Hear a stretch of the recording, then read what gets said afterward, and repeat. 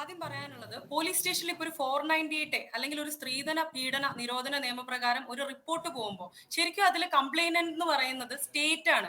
പോലീസുകാർ ചെയ്യുന്നത് എന്താന്ന് വെച്ച് കഴിഞ്ഞാൽ ആദ്യം തന്നെ അവർ ഈ ഓപ്പോസിറ്റ് പാർട്ടീനെ വിളിക്കും. ഈ പ്രതി എന്ന് പറയുന്ന ആളെ വിക്ടിമിന് വേണ്ടിയിട്ട് അവർ വിളിച്ചു വരുത്തിയിട്ട് ആക്ഷൻ ഹീറോ ബിജു സ്റ്റൈലിൽ അവരുടെ വക ഒരു സെറ്റിൽമെന്റ് ആണ്. നിങ്ങൾ സ്വർണം കൊടുക്കൂ, ഇതിന്റെ പിന്നാലെ നിങ്ങൾ നടക്കണ്ട, പെട്ടെന്ന് സെറ്റിൽ ചെയ്ത് തീർത്തേക്കുന്നു.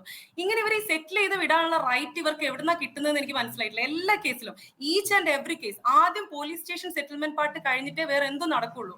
പോലീസുകാർ ആരാണ്? ജഡ്ജസ് ആണോ? ഈ ക്രൈം എവിടെയാണ് അഡ്രസ് ചെയ്യപ്പെടുന്നത്? ഈ ക്രൈം എവിടെയും അഡ്രസ് ചെയ്യപ്പെടുന്നില്ല. ഈ ഒഫൻസ് എവിടെയും അഡ്രസ് ചെയ്യപ്പെടുന്നില്ല. അവരുടെ ഡ്യൂട്ടി എന്ന് പറയുന്നത് സ്റ്റേറ്റിന്റെ ഈ വിക്ടിമിനോടുള്ള ഡ്യൂട്ടി പ്രൊട്ടക്ട് ചെയ്യേണ്ട വെറും ഫോഴ്സ് മാത്രമാണ് പോലീസുകാർ. അവരത് ചെയ്യാതെ അവർ ജഡ്ജസ് ആവുന്നു, അവരത് സെറ്റിൽ ചെയ്യുന്നു. പിന്നാലെ നടക്കാൻ സമയമില്ല. ഒരു എഫ്ഐആർ കുറയട്ടെ, ഇത് തീരട്ടെ, അതാണ് അവരുടെ ഒരു ആറ്റിറ്റ്യൂഡ്. ഇവിടെ എത്ര കേസുകളിൽ 498 ശിക്ഷിക്കുന്നുണ്ട്. എന്തുകൊണ്ടാണ് ശിക്ഷിക്കാത്തത്? പോലീസിന്റെ ലെഥാർജിയാണ്. കാരണം അടിക്കുന്നത് ഇടിക്കുന്നതൊന്നും നമ്മളുടെ അതിൽ ഒരിക്കലും ഒരു വലിയ ക്രൈം അല്ല. ഇത്രയും വലിയൊരു സംഭവം എന്ത് ലാഘവത്തോടെയാണ് ബന്ധു പറഞ്ഞത്? അടിച്ചിട്ടുണ്ട്. പക്ഷെ ഈ അടിക്കാനുള്ള റൈറ്റ് എവിടെ നിന്നാണ് വരുന്നത് അരുൺ? ഈ അടിക്കാനുള്ള റൈറ്റ് എന്തിന്റെ പേരിലാണെങ്കിലും നിങ്ങൾക്ക് എവിടെയാണ് ഈ അടിക്കാനുള്ള റൈറ്റ് വരുന്നത്? അതാ രാഹുലിന്റെ ബന്ധു സമ്മതിക്കുന്നില്ല, അത് ചെയ്തത് ശരിയായില്ല, അതൊരു കുറ്റകൃത്യമാണെന്ന് സമ്മതിക്കുന്നുണ്ട്. നേരത്തെ വിവാഹമോചനം നേടാതെ വിവാഹം കഴിച്ച രണ്ട് കാര്യങ്ങളും രാഹുലിന്റെ ബന്ധു തന്നെ സമ്മതിക്കുന്നുണ്ട്. അതിന്റെ കാരണത്തെക്കുറിച്ച് മാത്രമേ അഭിപ്രായ വ്യത്യാസമുള്ളൂ. അതിന്റെ ഒരു നോട്ട് ശ്രദ്ധിച്ചോ? അടിച്ചു, പക്ഷെ ഈ പറയുന്ന രീതിയിലൊന്നും അടിച്ചില്ല എന്നാണ് പറയുന്നത്. എന്താണ് ഈ പറയുന്ന രീതി? മരിക്കണോ, കൊല്ലണോ? അപ്പോഴേ നിങ്ങൾ അത് കൺവിൻസിംഗ് ആവുള്ളൂ. ആൾക്കാർക്ക് ഭീകരമായിട്ടുള്ള അതാണ് പ്രധാനപ്പെട്ട ചോദ്യവും. നമുക്ക് ചർച്ച ഇവിടെ അവസാനിപ്പിക്കേണ്ടതുണ്ട്. രാഹുലിന്റെ ബന്ധുവിനോട് ഒറ്റ കാര്യം മാത്രം, രാഹുൽ ചെയ്ത് തെറ്റാണെന്നറിയാം, നിയമത്തിന് മുന്നിൽ രാഹുൽ ഹാജരാകുകയല്ലേ വേണ്ടത്?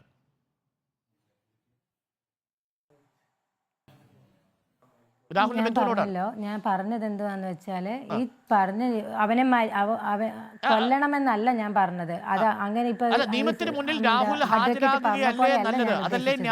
ഞാൻ പറഞ്ഞത് ബെൽറ്റ് ഉപയോഗിച്ച് അടിച്ചു,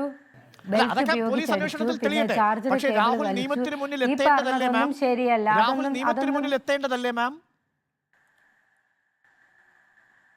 അതെ അതെ, അത് ഞങ്ങളും അന്വേഷിക്കുന്നുണ്ട്, ഞങ്ങൾക്ക് കിട്ടുന്നില്ല അവനെ.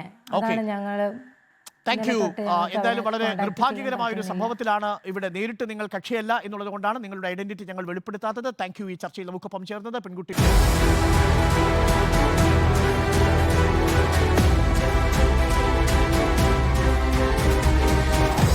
Debate with Arun Kumar.